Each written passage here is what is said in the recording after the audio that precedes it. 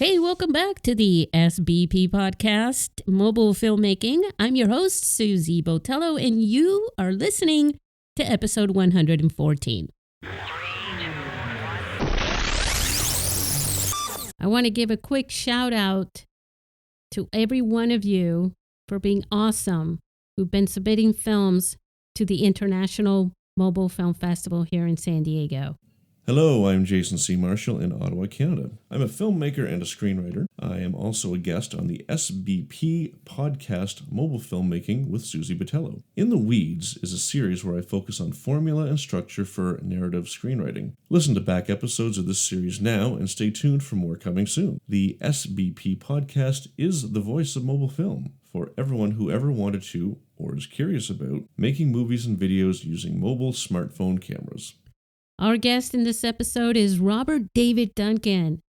He was a participant in our 2015 edition of the film festival as a short film filmmaker, and he is also one of the judges in that short film competition for 2022 next year.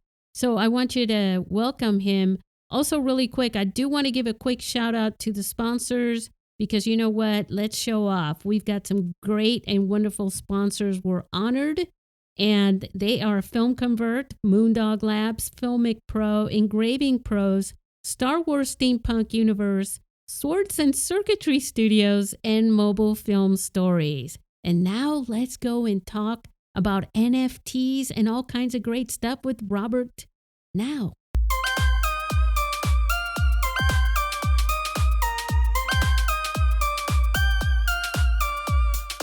Hey, we are here with our good friend, Robert David Duncan. Robert is in Vancouver in Canada. Robert, welcome to the SBP Podcast. Thank you. Thanks for having me. You're very welcome. It's an honor to have you on our podcast. We've known each other for many years now. Yeah, a long time. It's weird saying that. Mm-hmm. From BC, before COVID. And in 2014, you submitted a film into our film festival here in San Diego. And we put on the film festival in 2015. And you swam all the way from Vancouver to San Diego. And one of the cool things about you that you're doing, I find it really interesting. We're in the world where a lot of people don't even understand what blockchain is. And that's been going around for a long time now. I mean, it's been, I think, since 2016 or something like that blockchain has been around, if I'm correct. And now there's this new opportunity for artists, and you are taking advantage of this as a filmmaker. I want to share with our listeners that Robert is an actor, a filmmaker, a director, a multimedia artist, and you are also you're a great bunch of other things as well. You're a writer and all these other things, but you are taking advantage of NFTs. And for all our listeners, including myself, who don't really still have a grip on that, I want to let you all know that Robert is going to teach us a little bit about what that is and how he's using it as a filmmaker and an artist, and why perhaps, if you could, you should too. Right, Robert? Right. Sounds good. All right. So, Robert, let's begin just with, I feel like we're teasing everyone, but hang on, everybody. Let's introduce you. Robert, share a little bit, just briefly, about yourself as a mobile filmmaker and as this guru of everything. Thanks. Yeah, you're too kind. So I've been making films for, I guess it's coming up on 10 years now almost, not quite, but I started, had other careers, and then I went to acting school, became an actor, and started working in films, a lot of indie films here in Vancouver. And, being a curious person, I looked around at what the camera person was doing, the lighting people, sound people. And over time, I thought, this actually looks kind of cool. I think I'd like to try being on the other side of the camera. And so I did. And, a lot of my work, as you know, Susie's been with smartphones, definitely. Oh, yeah, I know. It's starting with our film festival and that little film, which, it was it sounds like it was an experimental film because it was short, but it was really more of a, I don't know what to call it, to be quite honest with you. It was a little bit of a narrative film. There was some thought put into it as you were creating that film, and as you're editing it. And most people, this is the thing. So I remember in your presentation, Robert, when you were talking about how you made that film, and you liked and you really enjoyed going out and filming things that were interesting.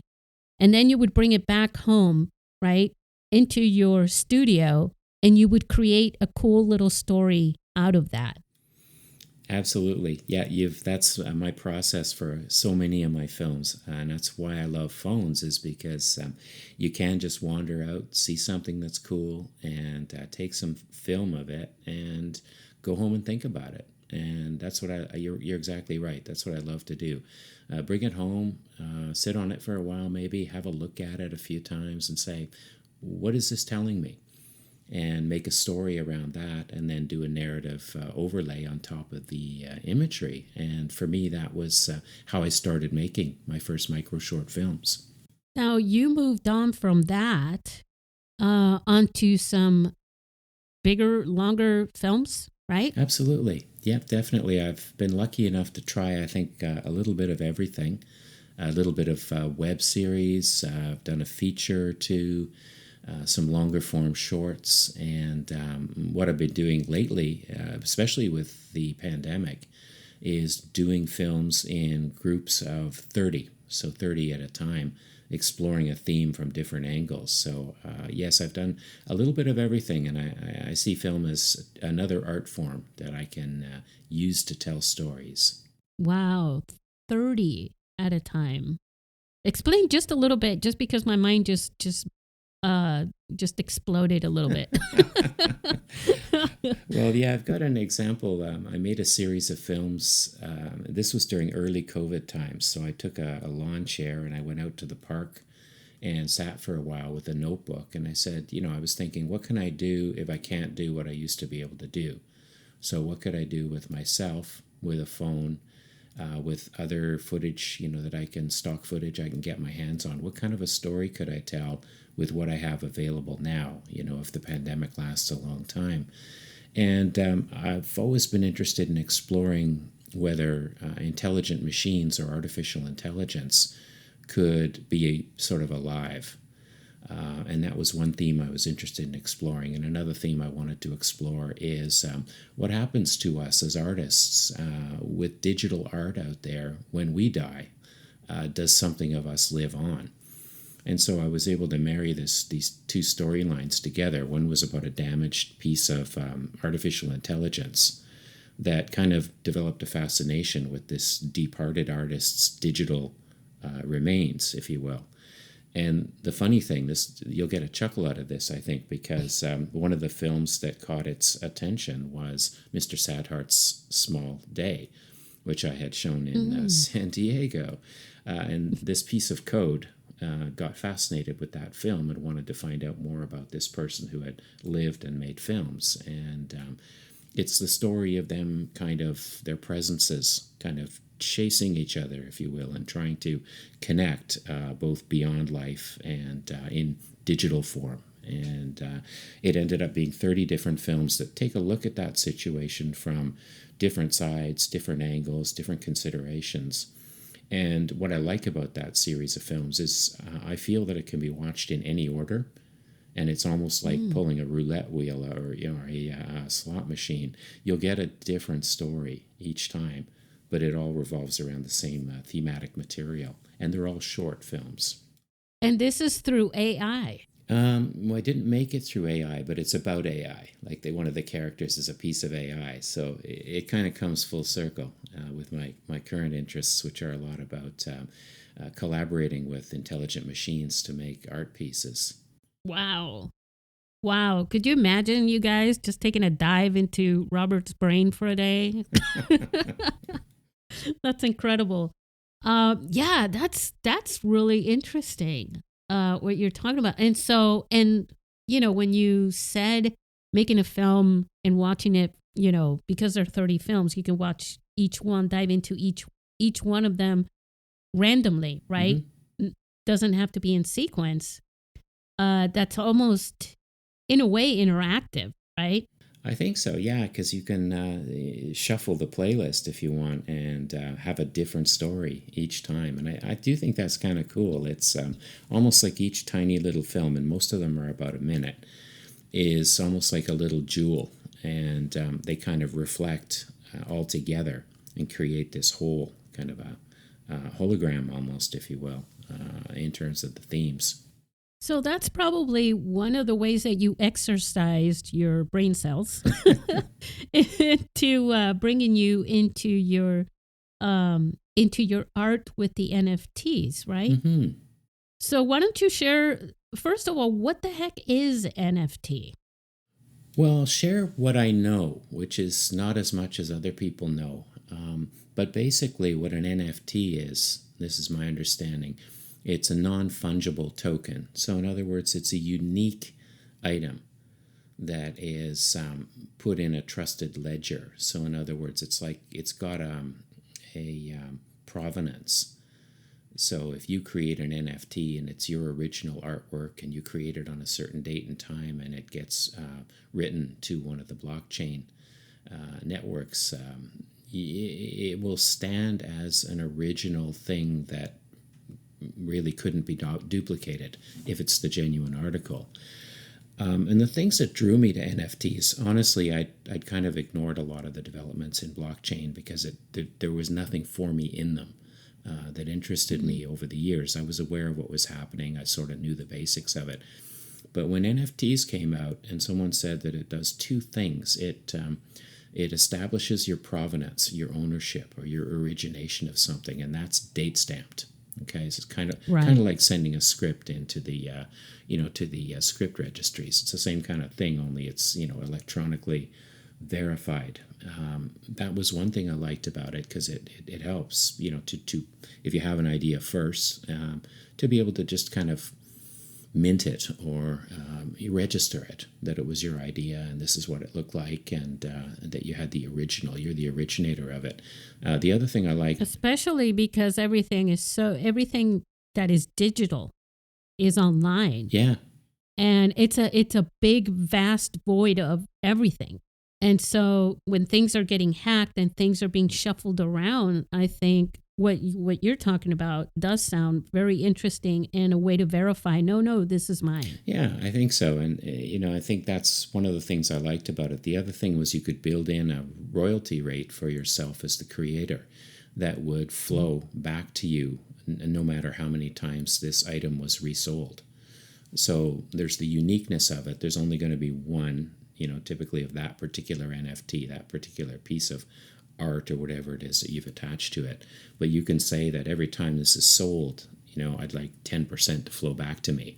And that will happen by virtue of its presence in the blockchain. It's written into the encoding. So if it sells, in the unlikely event, let's say you were Jean-Michel Basquiat or someone like that, you sold something for $40, but then it was worth $10 million many years later. Some of that would theoretically flow back to you. Like that's not, I don't see any big payoff for that from myself, but I think it's, in principle, it's really interesting to lock in some sort of flow through to the original creator of something that could theoretically at least go up in value. There are two things that I just thought about when you were talking about that. One of them, and I'm sure you're aware of this, right, is the royalties in the film distribution, right? Everyone above the line getting a royalty check, and it comes in the mail in paper that costs more than the 1 penny that you end up getting in a check, right?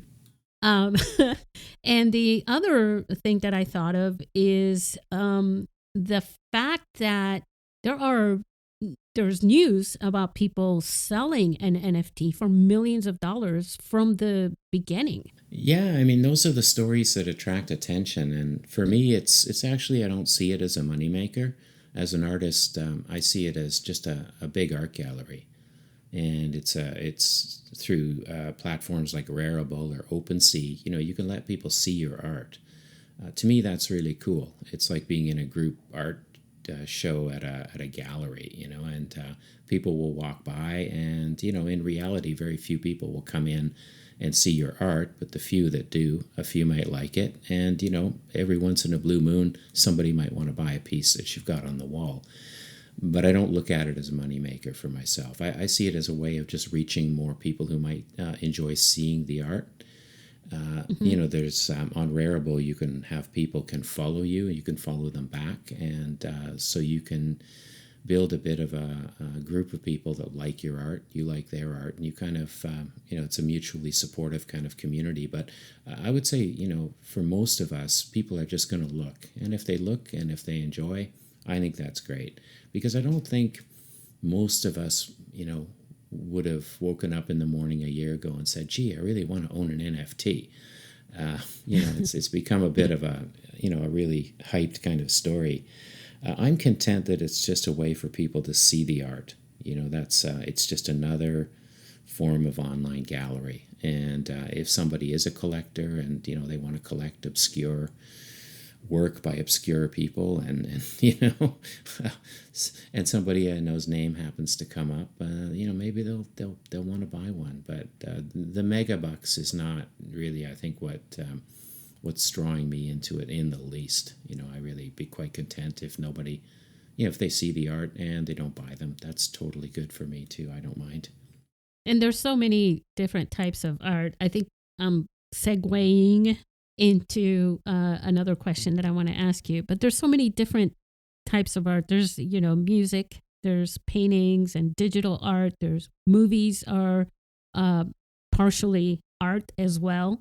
There's so much art in the world, writing, everything.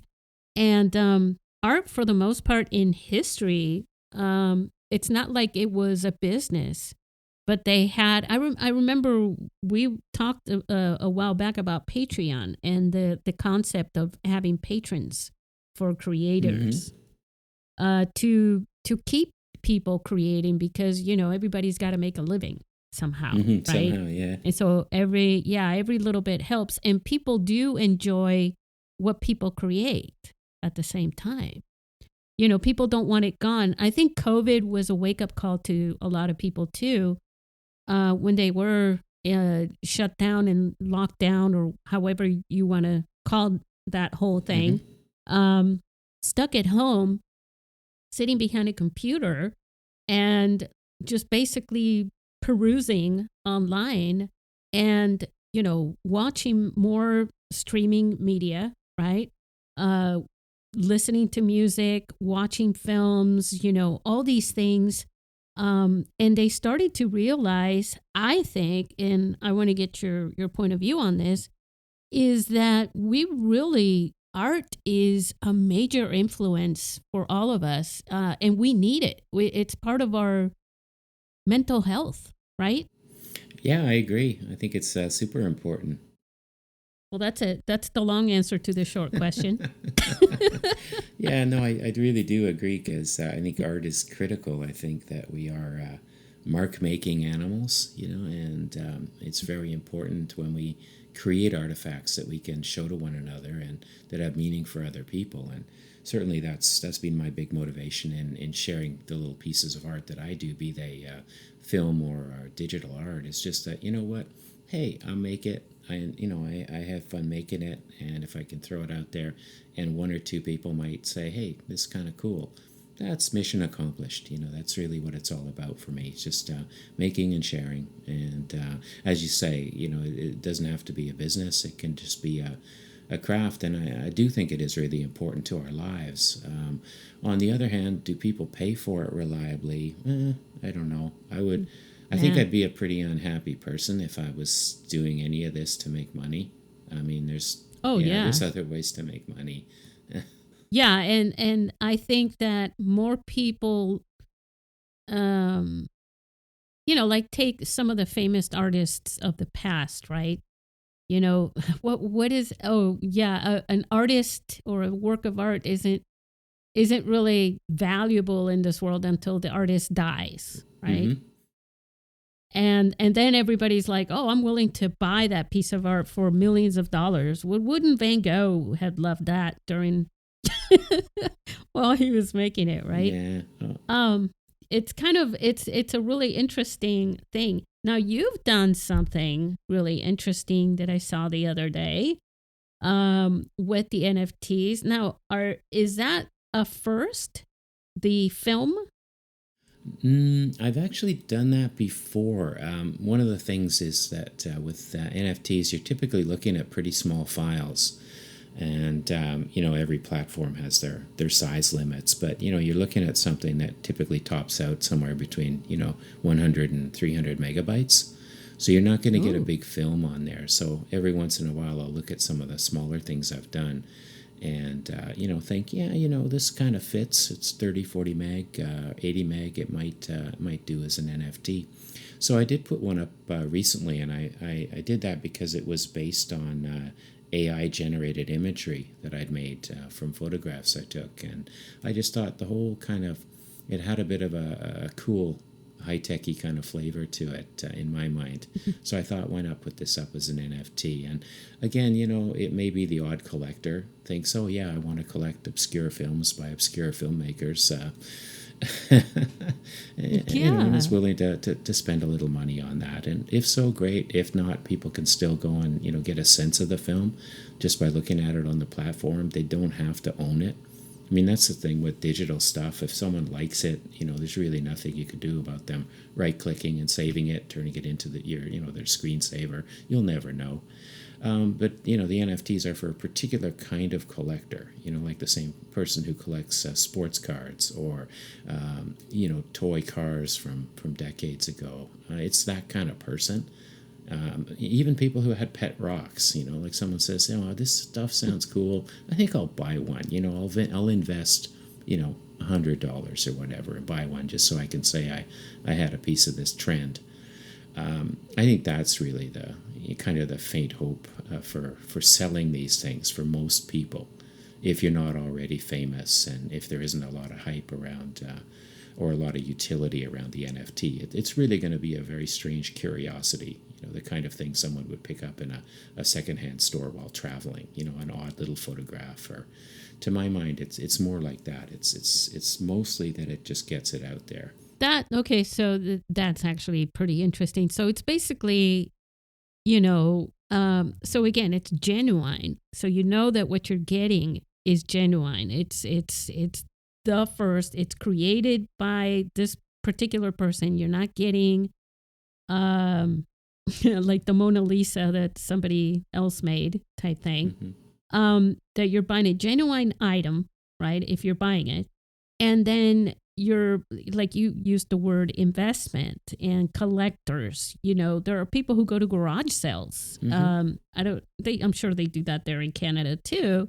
They go to garage sales and they look for little things that the seller himself or herself doesn't even know or realize how valuable that little box is or something like that. And they're sort of experts at this. They'll get it and they know they've got something special.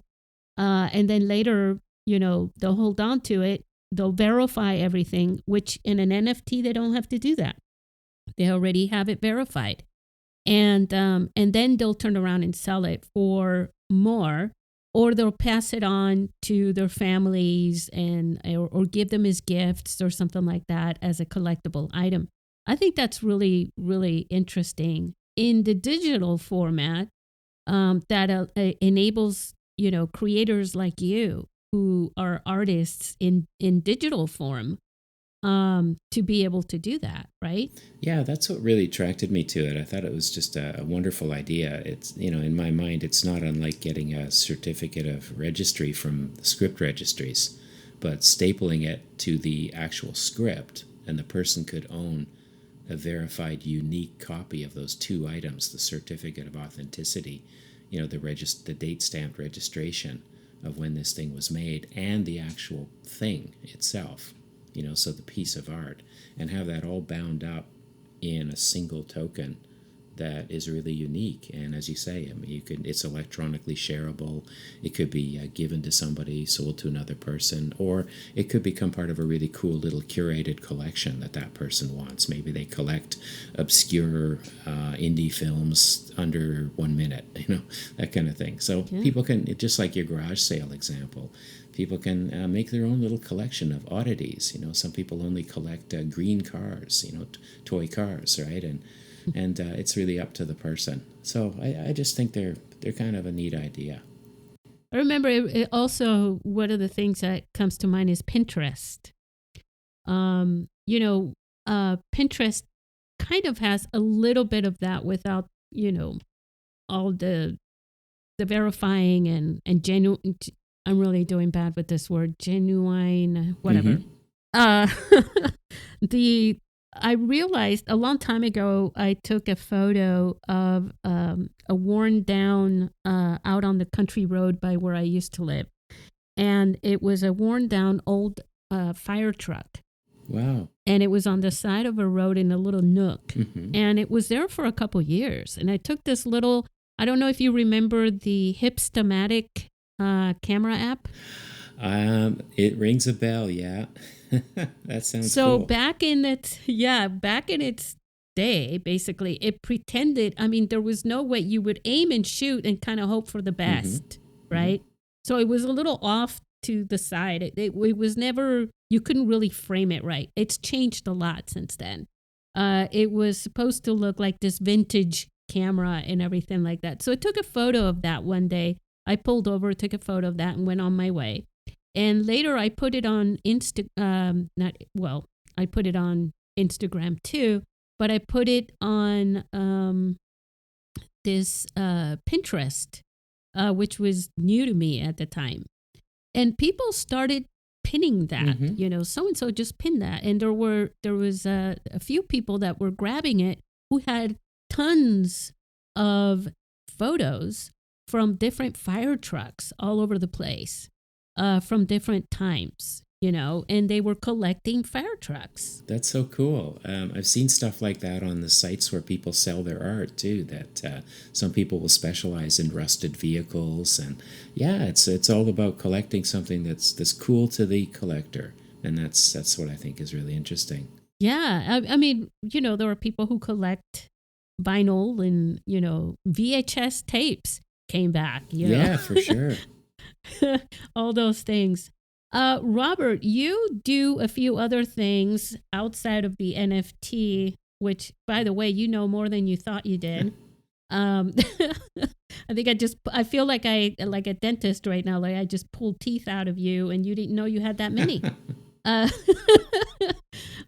So one of the things that you do is you have the this is something I tried out a long time ago too when they first started. I actually spoke with one of the founders in Udemy. Right. Cool. And so, because of the mobile film school. Gotcha. And he thought, I thought it was a great idea and everything like that. The thing though, for me with the mobile film school is that I wanted people, and you became a part of our mobile film school. Mm-hmm. You were a virtual instructor. But one of the things that I wanted to do with the mobile film school is bring people so that they could get their hands on all the toys, right? And experiment with them. But at the same time, I wanted them to learn storytelling and filmmaking, because it's very hard to virtually.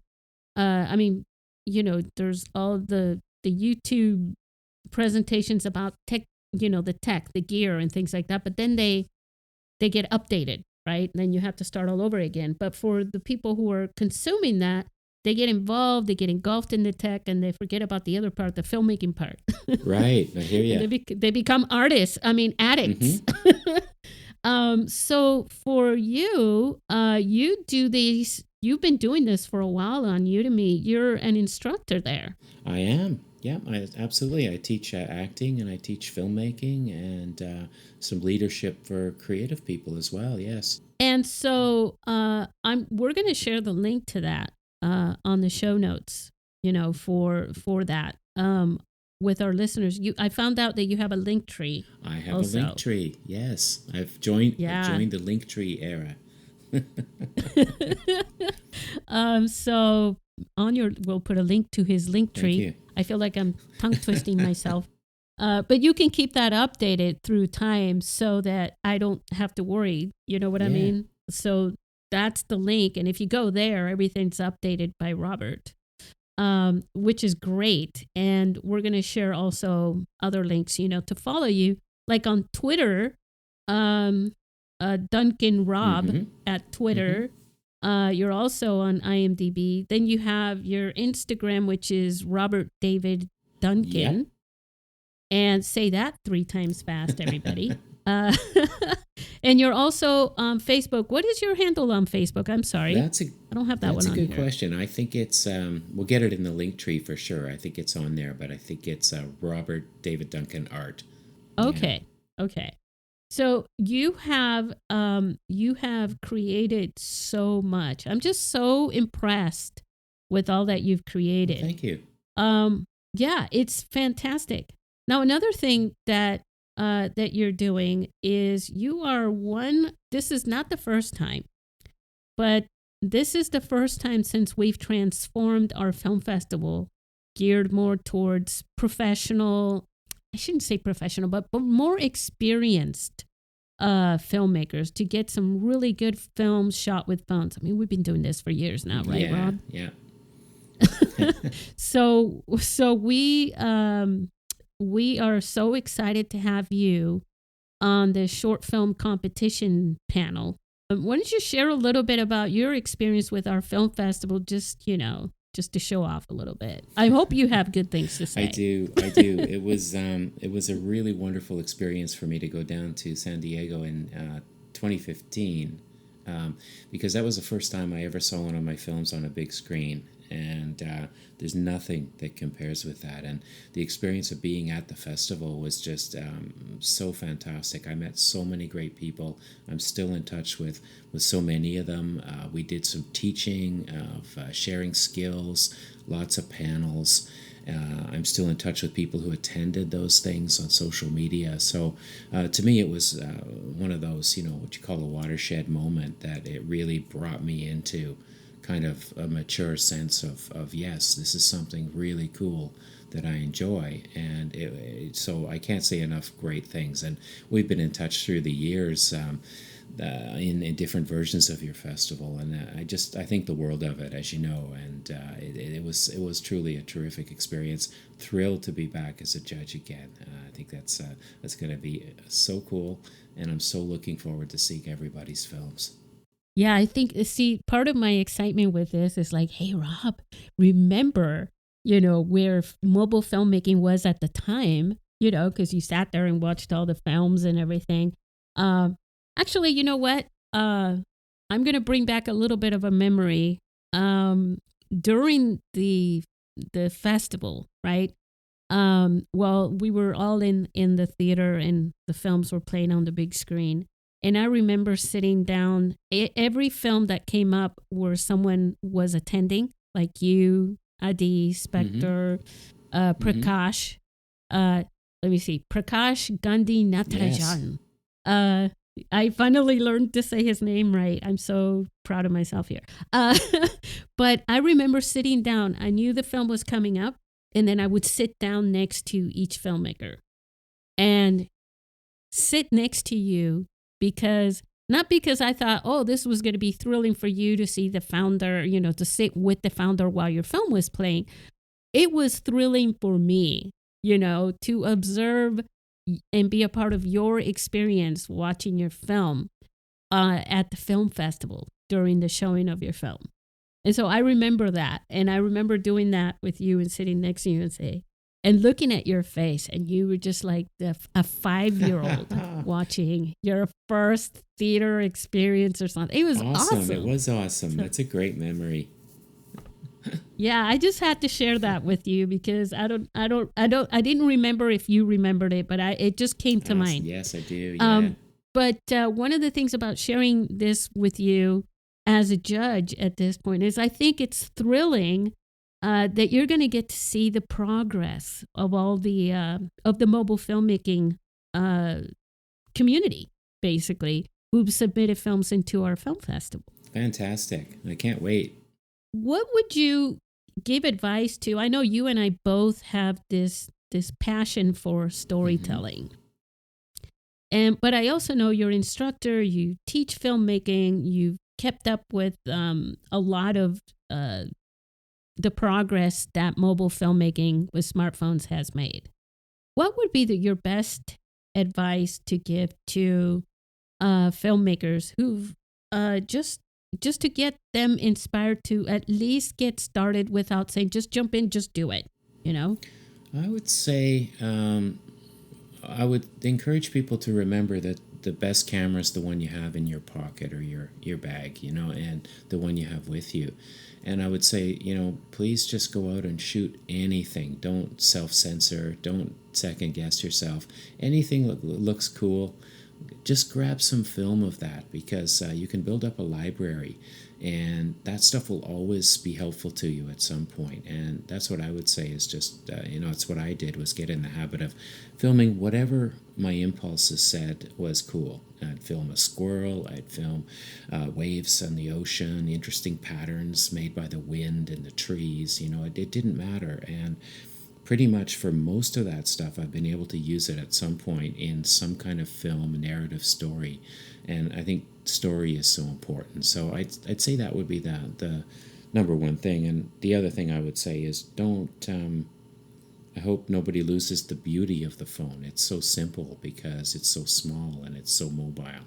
And I think that's one of the things to keep in mind, is that, you know, you can always do some cool work with the thing that you have in your hand. And these are great cameras now. They've gotten better and better. There's some wonderful software that we all love to use. And, you know, I mean, audio stuff is improved terrifically. It's all gotten better and better. So you have it. Don't use it as a phone. That's a waste of the technology. It's a camera. Go out and have fun with it. It's a camera that happens to have a phone. So I'm reminded every few years, yeah. Yeah, I do the same thing with photographs, actually. Just a habit I've had since I was a kid of taking pictures of everything. But a lot of times I take pictures of things. Everything is a picture. Everything is a video. Everything is a story. All around us. And so sometimes I'll take pictures of little somethings, you know, like leaves on the ground, you know, and then later I edit them, you know, on the phone. I like to use the native app on the phone. A lot of people, you guys, if you take a photo of something, you can duplicate that photo so that you always keep the original, and then edit using the native iPhone camera photo when you open it up in your camera roll, and you can edit that and use the manual controls. I mean, there are filters, but there's also that. And what I do is I use that a lot of times in graphics. I use that for, you know, marketing and things like that. But I you know, like the Thanksgiving, Happy Thanksgiving, you know, I used that from one of those photos. And why bother with stock footage? Oh, absolutely. You know? The stuff you take is the stuff you own. And ownership is so huge because you can do anything with stuff that's yours. I think it's such a good piece of advice. Yeah, and it's the same thing, you know, what you were talking about, having a library of footage, you know, of things that you can use in other films, you know, for an opening scene or a transition, you know, an establishing shot, you know. There's just so many ways that you can use things, even audio.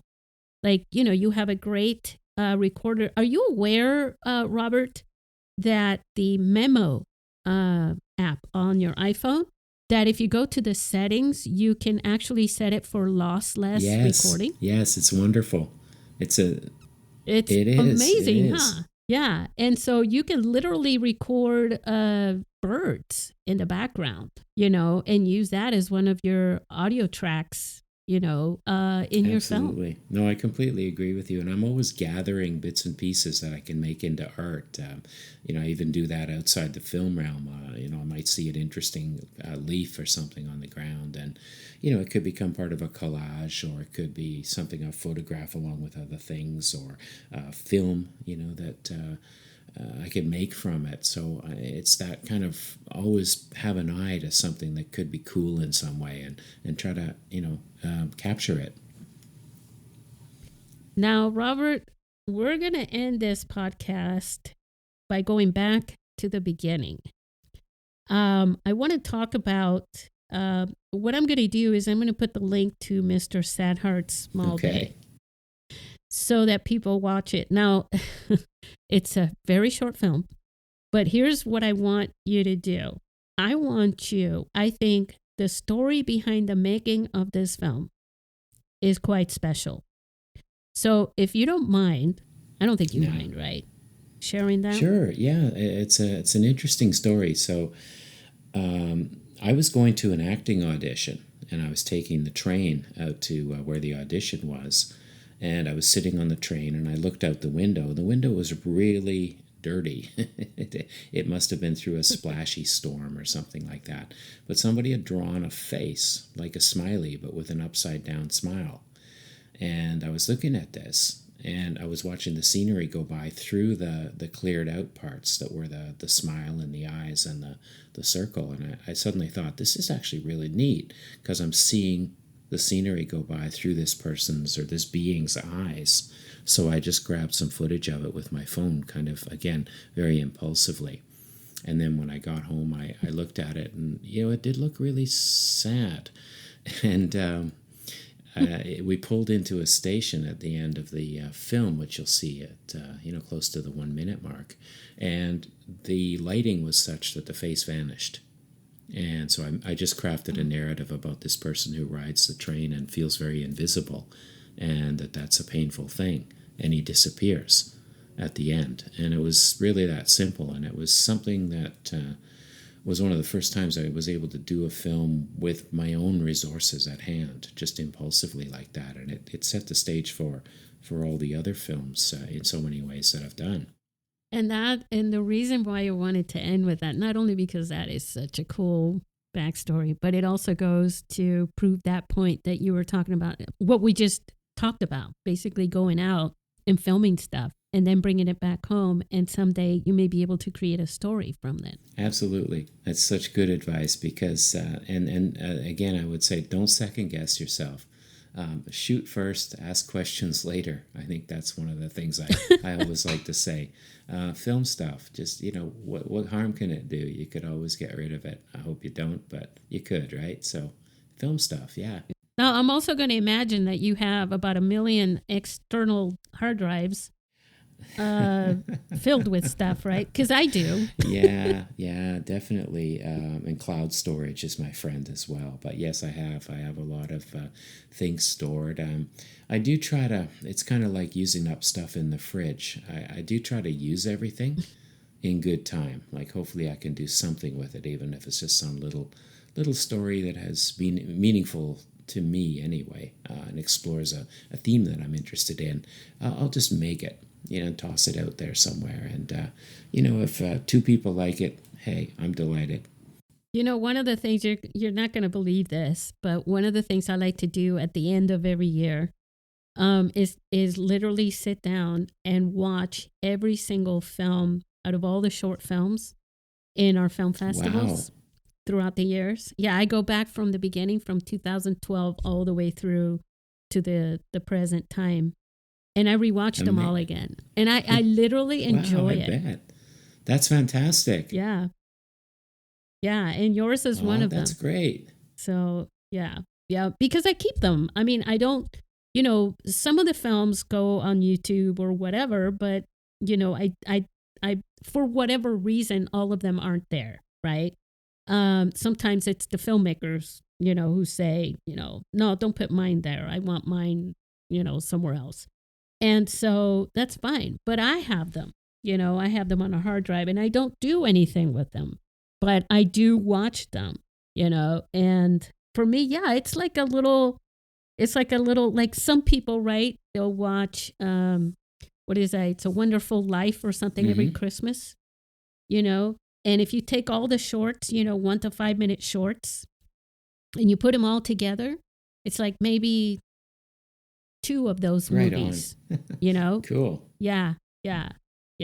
And it really brings back the stories behind the stories and the people, behind them, more than anything, and it brings back a lot of memories, like me taking photos of the screen while the film is playing and then, messaging the filmmaker who's out in who knows where, right?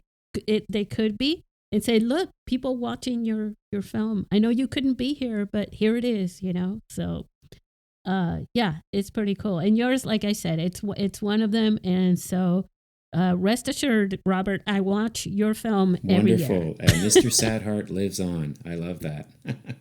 Great. Yes. And he's going to be, or she, no, it's a Mr. He is going to be in this he's become a part of this podcast. Hey. Say hello from me.